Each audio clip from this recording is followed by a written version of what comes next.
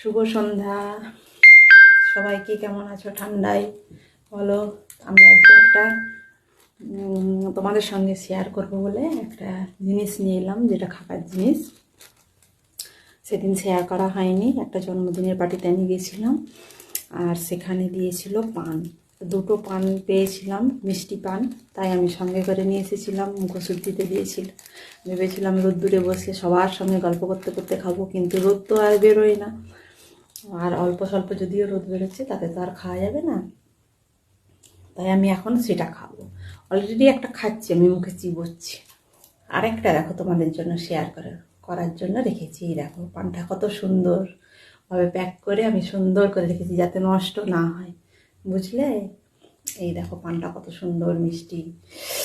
তো আমি এখন পানটা তোমাদেরকে খুলে দেখাচ্ছি। আর তোমরা যদি চাও এরকম এই প্যাকেটের মধ্যে এরকম করে সুন্দর করে সেজে গোছ করে রাখতে পারো। পানটা তাতে ভালো থাকবে, সুন্দর থাকবে। আর পানের মধ্যে কি কি আছে দেখো, এই দেখো, বাপরে কতগুলো কুচানো সুপারি দিয়েছে দেখো। জিভ একদম মোটা হয়ে যাবে, খয়ের টয়ের দিয়ে ভর্তি করেছে। তো আমি এটা বাছবো, বেছে তারপরে খাবো।